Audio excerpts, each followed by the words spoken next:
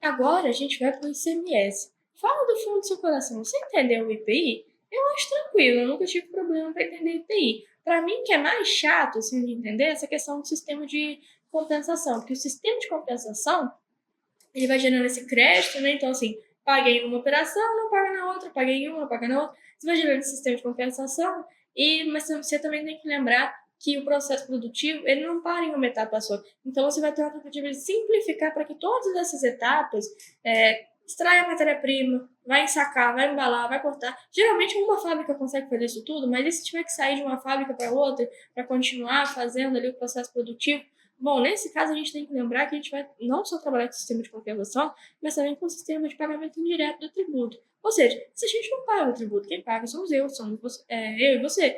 A empresa ela não paga o IPI diretamente, tá? Quem paga somos nós. Isso quer dizer que você deveria pagar pela industrialização do produto, pelo procedimento de industrialização, mas você não vai pagar diretamente. Você não vai falar assim, ó, aqui o produto é esse, toma. Você vai lá, paga por homologação, né? Então você não tem que ficar esperando nenhuma iniciativa da entidade administrativa, nenhum tipo de confirmação da parte dela. Você só paga e tchau, vai pro abraço.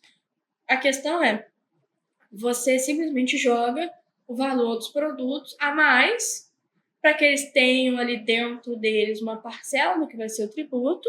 E não é que um produto, tá? Não é uma garrafa de água, não é um negócio, são vários. Então, assim, ninguém vende uma garrafa de água. A pessoa, ela vende 500 milhões de garrafas de água. Então, assim, o preço é R$ 2, ela só para 5.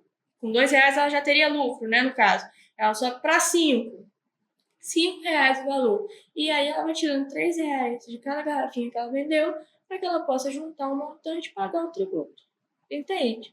Então, por isso que o IPI não é pago de verdade pelo dono da empresa, ele é pago indiretamente, porque ele joga o valor do IPI, que vai ser apurado a partir do valor do próprio produto, ele vai jogar para a população pagar, tá?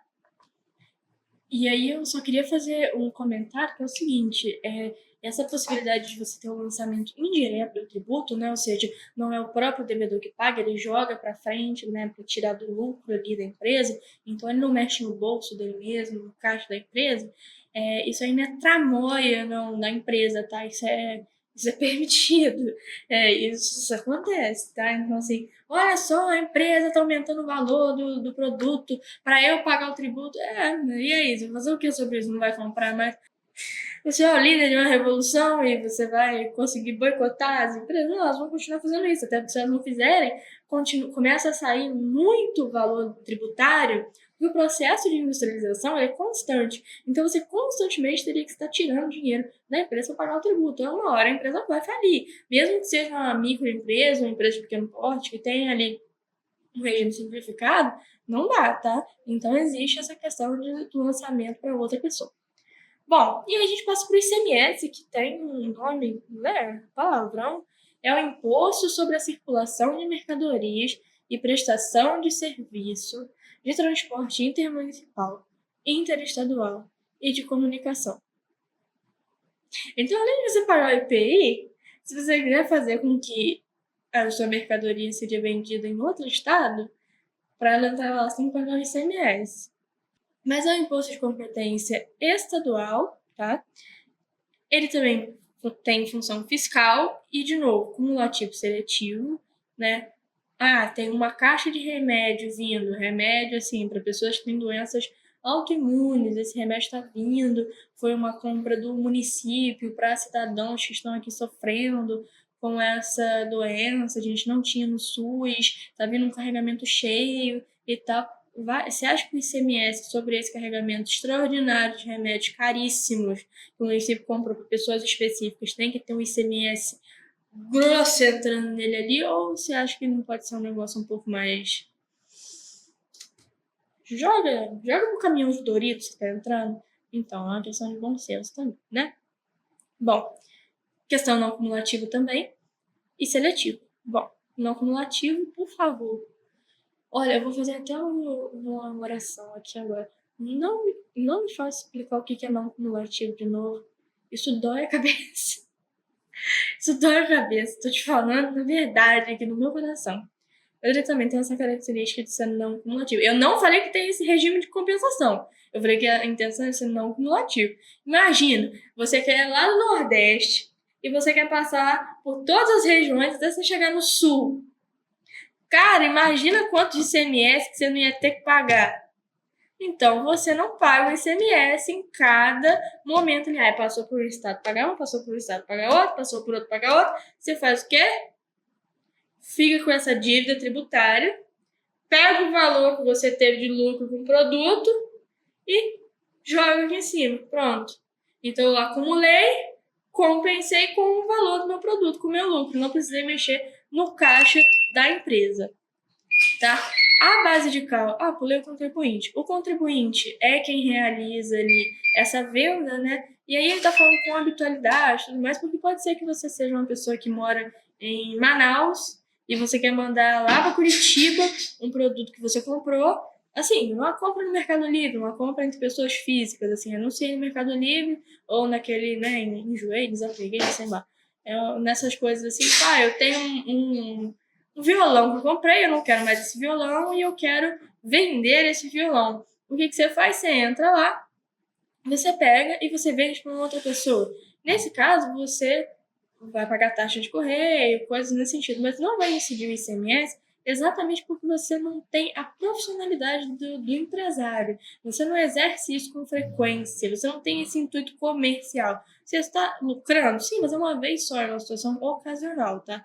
Então, nesse caso, não incide o ICMS. O ICMS é para empresários que fazem essa distribuição dos produtos já com habitualidade, tá? E aí, toda essa questão que eu estava falando de quem paga, quem não paga, lançamento para frente, pode ser resumido nesse parênteses aí, tá? É contribuinte direto ou contribuinte de fato. Contribuinte direto é quem está pagando, quem contribuinte de direito é quem deveria pagar, segundo a lei, e o contribuinte de fato é quem está pagando de verdade. Então, no caso, assim, todos nós somos contribuintes de fato de ICMS, IPI, desses impostos sobre a industrialização, exatamente porque eles trabalham com regime de compensação, de pagamento indireto, coisas nesse sentido que eu já expliquei 500 vezes, tá? A base de cálculo é o valor da mercadoria do serviço com a alíquota, tá? E é isso. Por que você não traz sempre as alíquotas? Porque a alíquota pode ser interna, ela pode ser interestadual, ela pode ser uma alíquota baseada em outra, como, por exemplo, de exportação. Então, assim, não faz muito sentido você ficar gravando alíquotas, porque não vai te perguntar numa prova, nem que você vai fazer a OAB. Ninguém vai te perguntar lá, qual que é a alíquota do ICMS? Não sei. É um imposto estadual. Se é um imposto estadual, todas essas questões têm que ser decididas a nível estadual, mesmo que tenha uma média, igual, por exemplo, a gente estava vendo no ITCMD, o Senado Federal ele coloca uma taxa, uma alíquota de 8%, um teto, né, de uma alíquota de 8% sobre o valor desse tributo. Mesmo que exista alguma ingerência de fora na alíquota, é indiferente. O que vai te perguntar, por exemplo, às vezes você vai fazer uma prova discursiva, ela vai falar assim, a empresa X produz leite, e aí tem a extração do leite, você tem ali todo o processo de refrigeração, pasteurização, para que ele possa, né, ter mais tempo de prateleira e tal. Você vai colocar ele na embalagem, você vai distribuir ele pelo Brasil. Quais impostos vão ter aí? Tem o ICMS, tem o IPI. E aí ele pode perguntar assim, quem é o contribuinte, né, nessas operações? Aí você vai ter que falar, bom, contribuinte, né, de direito, contribuinte que está na lei, é a pessoa, o empresário, né, a pessoa responsável pela empresa. Então, a empresa deveria arcar com o ICMS, com o custo dele. Se ela é do Nordeste e quer vender para o Sul, é problema dela. Se ela acha que vai ter muito imposto e que isso não cai no orçamento dela, seria um problema de logística dela diminuir, né, a distribuição. Mas se ela quer vender o Brasil inteiro, ela tem que pagar o ICMS de todos os lugares que ele vai entrando ali. Se é IPI, ele tem que pagar por todos os processos de industrialização. Aí teve 5 fases de industrialização, 5 incidências do IPI, um para cada um. Mas você vai ter que explicar que existe no direito tributário essa diferença entre contribuinte de direito e contribuinte de fato. O contribuinte de direito é aquele que a lei atribui a responsabilidade do pagamento do tributo, e o contribuinte de fato é aquele que realmente paga. Ou seja, a pessoa trabalha ou no regime de compensação, uma hora paga, uma hora não paga, porque a lei permite, né? Ou então ela faz a operação todinha, logística de produção, distribuição, né, esse transporte aí, e ela pega no final e ela joga esse valor, né, um pouquinho em cada produto. Então, assim, a garrafa de água custaria R$2, ela bota 6. 3 é lucro, 3 é tributo. E aí ela junta de todo mundo, né, o lucro que ela tem com todas as vendas de garrafa, vai lá e paga o tributo, tá? O lançamento também é por homologação, porque a gente está falando aqui de uma etapa do processo produtivo, né? Então, assim, não é uma questão que você possa esperar que a entidade tributária saiba quanto que custa o seu produto, para onde que ele foi. Você tem que declarar, passou por 5 municípios, passou por 5 estados e eu estou pagando aqui um imposto, tá? Então, tem todas essas questões. Por isso que tem a possibilidade de você fazer essa relação contribuinte de direito e contribuinte de fato, porque se for um lançamento de ofício, a própria entidade administrativa, ou declaração, né, a própria entidade administrativa ela te dá um prazo para pagar, um meio para pagar, e se você não pagar nesse prazo, você perde, né, ali você fica como devedor da Fazenda Pública.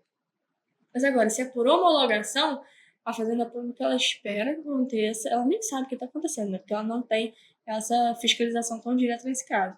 Mas vai acontecer o fato gerador, você vai pegar o dinheiro e aí você vai homologar lá. Aí você vai declarar o quanto que você gastou, pagar e ela só recebe e fica por isso mesmo, tá? E existe também o ICMS, uma repartição com os municípios, tá? Então ele é um imposto estadual, toda a arrecadação do ICMS vai para o estado, mas ele reparte 25% com o município. É igual o ITR, né? De qualquer forma, com aquele convênio ou não que a gente estudou, 50% fica para o município. O ICMS não incide sobre operações de mercadorias destinadas para o exterior, nem sobre serviços prestados no interior, considerando que eles tinham a sua origem e destinação, tá, para o exterior. Sobre operações que destinem petróleo, combustível líquido, questões nesse sentido, energia elétrica para outros estados, e prestação de serviços de comunicação que são ali gratuitos, né? No sentido de som, imagem, é tipo TV livre, né? Aquela você vê no horário eleitoral, por exemplo, assim, o exemplo bem bobo, que todo mundo é obrigado a ver, que todo mundo tem que, né, passar ali. E aí, nessas situações, você não paga o ICMS, tá? O negócio é que, assim, esses impostos eles são muito específicos. Quando a gente fala de taxa, quando a gente fala de IPTU, ITR, fica mais dentro da nossa realidade, né? Mas quando a gente vai falar, por exemplo, sobre ICMS, IPI, ISS, são coisas que elas fogem um pouco, né, da nossa realidade. Porque a gente está falando de empresário, e aí é um empresário que faz esse cálculo? Claro que não. É claro que ele tem um contador dentro da empresa para fazer essa relação para ele. Então ele não mexe um dedo, tá? Mas é isso, a gente volta daqui a pouco falando sobre o ISSQN. É bem tranquilo. Eu tenho a legislação de serviços do ISSQN, porque aqui a gente está falando de produtos industrializados, do ICMS, que, né, tem bastante coisas aqui, circulação de mercadorias, prestação de serviço, transporte, prestação de serviços de transporte intermunicipal, interestadual e serviços de comunicação. Então, você tem 3, 4 aí, categorias de tributo que vão ser cobradas aí, 4 fatos geradores, né? O ISSQN é o que sobra, ou seja, o que não é IPI e o que não é ICMS.